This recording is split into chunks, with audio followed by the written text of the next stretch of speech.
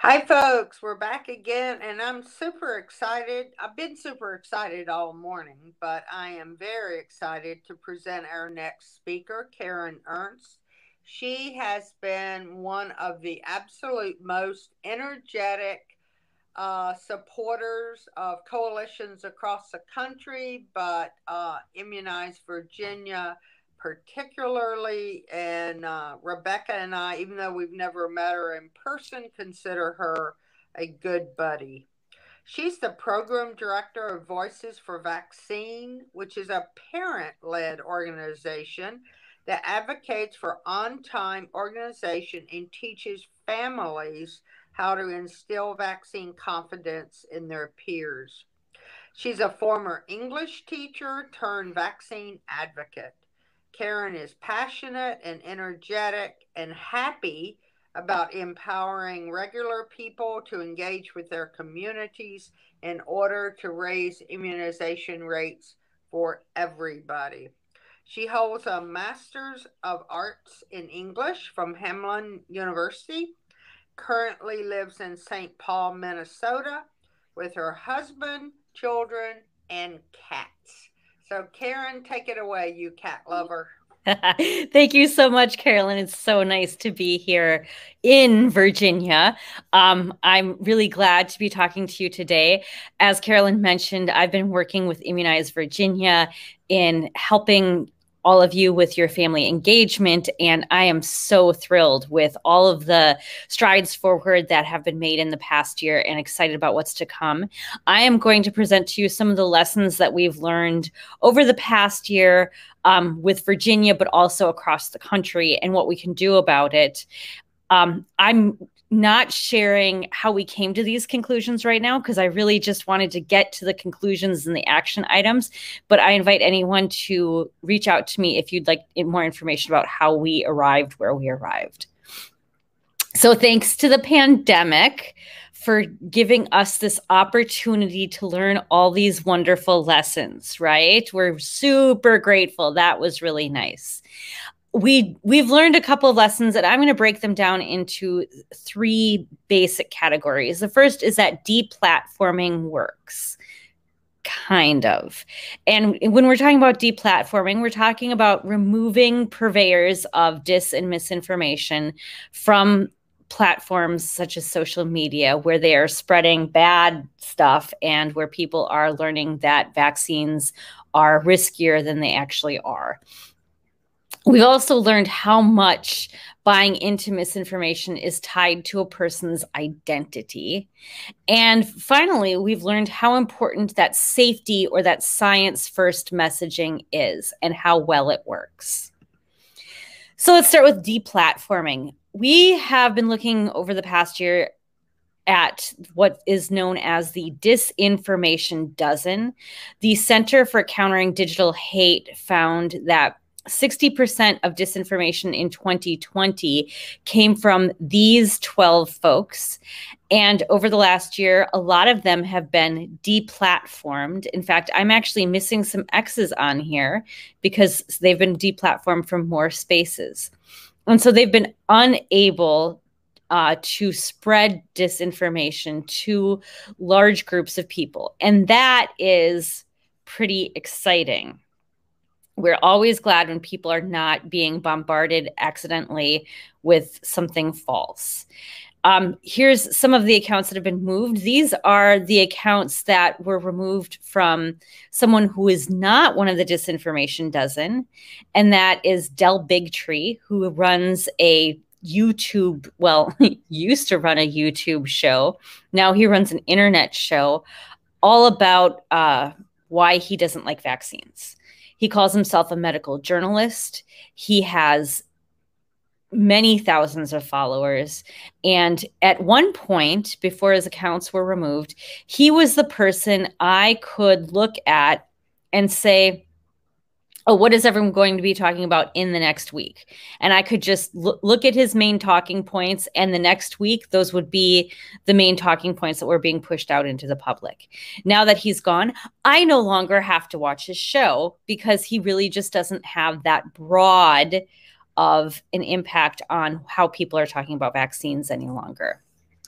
So this is what we're looking at. This is Dell Bigtree before he was removed on Facebook. He would do Facebook Live events.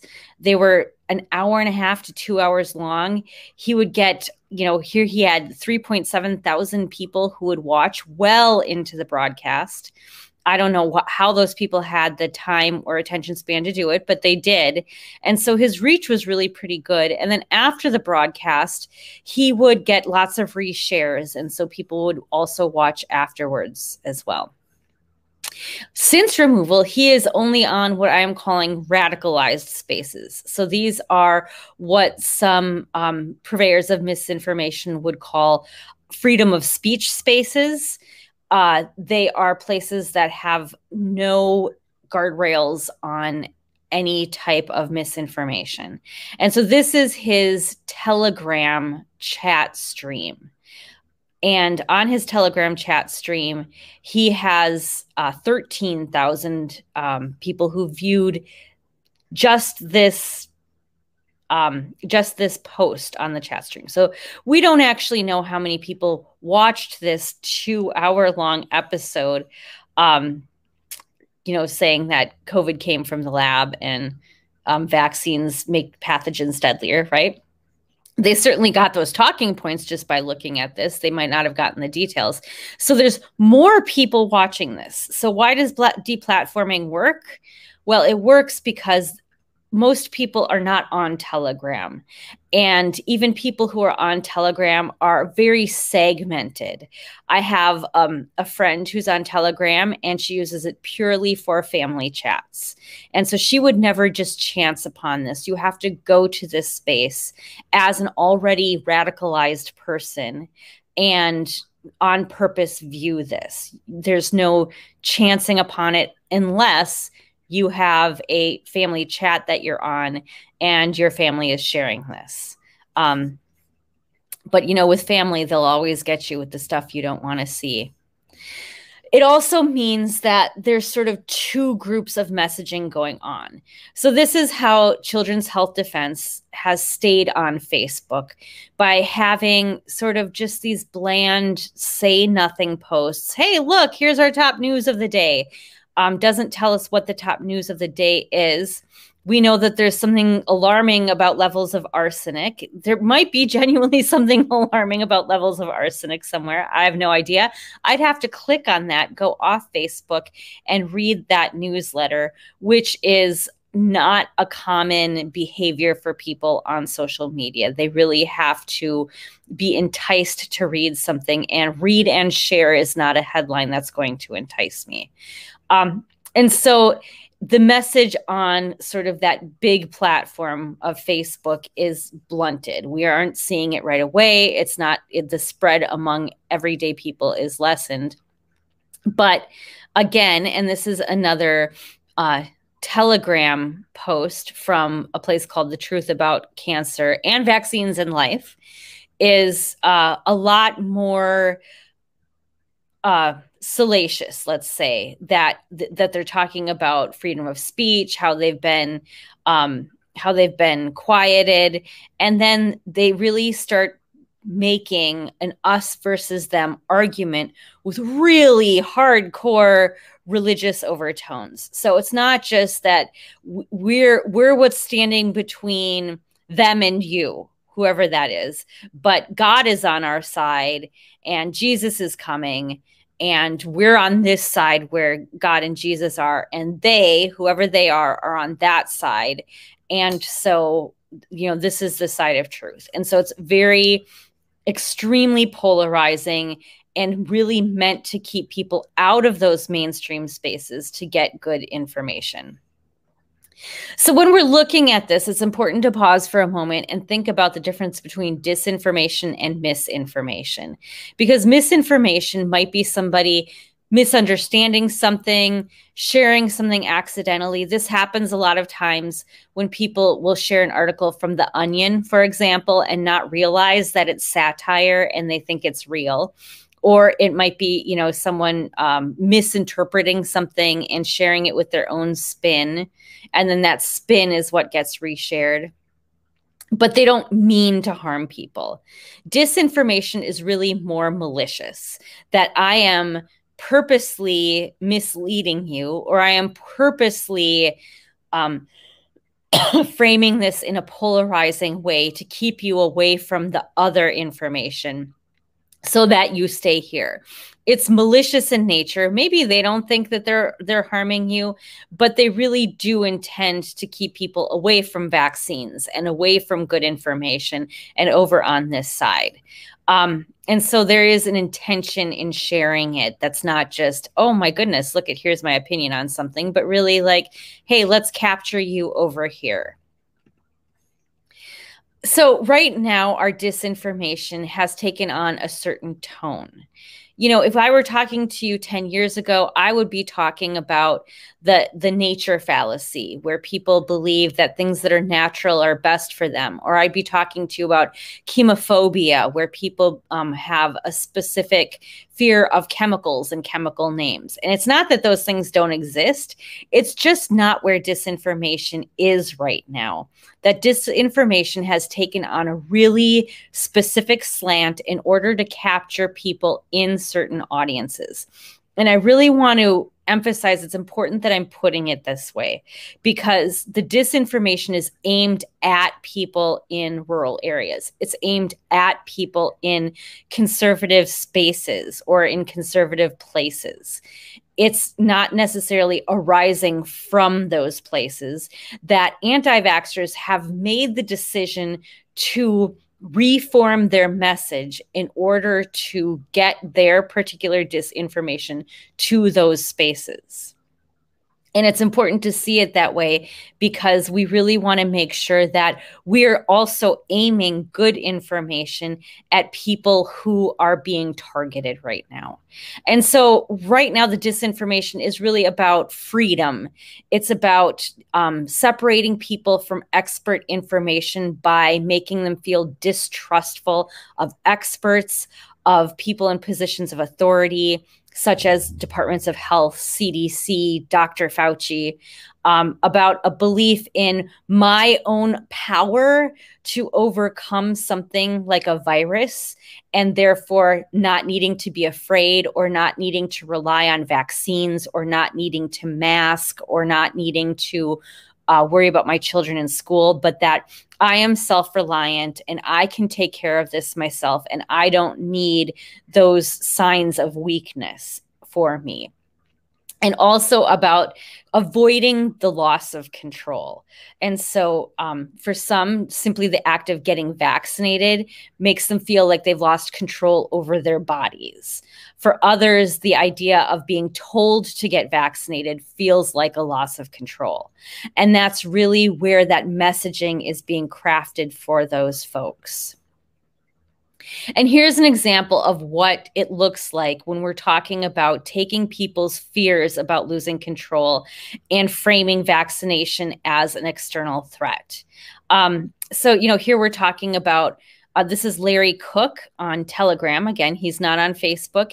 What he used to do, he used to buy ads on Facebook and take children who had died from SIDS, claim that they had actually died from vaccines, and target those to areas where there were vaccine preventable disease outbreaks. He would spend thousands of dollars, for example, when there was the outbreak of measles in the Seattle area, pushing ads about how vaccines were causing SIDS in that area. So he got deplatformed, which is obviously a good thing. But now what he's trying to do, instead of that vaccines cause SIDS argument, or I should say, in order to augment that argument, is really talking about oppression and mandates and tracking people and, you know, COVID passes, and tying things into Microsoft is really important because of the links between Microsoft and Bill Gates and vaccines. It's all a whole huge thing. And it's effective because we know that in times of great anxiety, people turn to conspiracy theories for comfort. So we looked at people who are members of anti-vaccine groups, trying to figure out what they have in common so we could figure out where they were being targeted. It's not that being a watcher of Newsmax automatically makes you anti-vaccine. It's that when you watch Newsmax, you're being targeted maybe in that space or maybe by people who have similar interests to those spaces with anti-vaccine misinformation. And we know this is true with people like Candace Owens, who shares vaccine misinformation, as well as OANN, One American News Network, and Dan Bongino and Dr. Scott Jensen, and Physicians for Informed Consent. We know that a lot of these people are not only areas of targeting, but also purveyors of misinformation, but not all of them are. I would actually argue that some of these folks may have good intentions, but their space is being used in a bad way. And so what we looked at is, if you're a member of an anti-vaccine Facebook group, what sort of public pages do you like? And we found that, that these were the most common liked pages among anti-vaccine group members. And so we also looked at geography and where and how that, I'm sorry, we didn't look at this. This is actually, I think, National Council of State Legislatures looked at sort of what sort of dialogue was taking place in those spaces and looking at how vaccines were being talked about. So in the legislature, you're probably not going to see somebody saying, hey, let's get rid of vaccines, I'm putting forth a bill, and have that bill get anywhere. I know those bills have existed in state legislatures, but they usually don't get anywhere because that is very fringe. But people who want to capture that anti-vaccine audience will say, we're not going to allow vaccine passports here. What is a vaccine passport? Why are we not allowing it? Is it even a threat? That's not really discussed. The idea is just really about control. And so you can see the states in purple are the ones where vaccine passports have been banned in legislatures, and the states in green are where they have had programs put in place. And I think there are actually probably a few more to add to that at this point, where optional programs have been put in place as well. And you will see that there's definitely a particular political bent, and that in states with large rural populations with those particular political bents, we are seeing that vaccine passports are getting banned. And so when we're talking about vaccines with these audiences, we really want to have messages that help people feel in control. We want to reinforce that it's always someone's choice to get a vaccine. Now, that choice may have consequences. It might be a condition of your employment to be vaccinated. It's probably also a condition of your employment to wear clothing to work. There's probably all sorts of unwritten conditions of employment that occurred. And if you broke them, you'd get fired. And people go along with that. But really, when we're talking about getting vaccinated to go to work, it should always say, of course, it's up to you to make that decision to get vaccinated or not. Within this space, we need to keep everybody safe. And so to work here, we are asking you to get vaccinated. We understand if you make the choice to leave this place of employment and not get vaccinated. We also really want to tell people that we believe in their ability to make good choices, or we believe in their ability to get vaccinated. Like, I know you can reason this through and find a vaccine in time to keep your employment. I know you can reason your way through and find a vaccine in order to protect your family. I know that you can look at this information and we can come together and talk about it. I have this belief in you, and I believe in your abilities. We also, of course, want those trusted messengers. This has been talked about ad nauseum, but really, like, trusted messenger isn't just someone who's dressing up like a farmer to talk to farmers, but it's maybe someone who is a farmer talking to his friends and neighbors, right? And then we also want to talk about how vaccines do give us control over our own futures. And that's a really important message that I think people are understanding. We definitely want to do it in a way that's authentic to the audience. Again, this is, not dressing up like a country music singer to talk to a rural audience, because we know that that will feel phony. But it might be, I would love to get like the Ducks guys to do a PSA, right? Part of this, it hinges on this idea of safety first messaging, which we have really lost. We want to talk about, one thing that we've found is that people are really thirsty for information about the science of vaccines. And so whenever we're talking about vaccines, we want to assure people that they are tested for safety and that they are made in a way that's safe and that they are approved and monitored. And when we get the chance, we want to talk about how that's done and really base our talk about vaccines in good science and make sure that that messaging is being pulled out. The reason is that in the vacuum of not having safety or science messaging, we get a bunch of anecdotes. So this was in January. This was a really common story that was in all sorts of media. And you can see, most people don't read past the headlines. And so here, look, a doctor got a COVID vaccine and then he died. And that's what people hear. A science-first messaging would say, something about vaccines are incredibly safe and side effects are incredibly rare, and scientists are investigating this death to see if it's related. That didn't happen. And so we know that we need to get those good messages into the right places.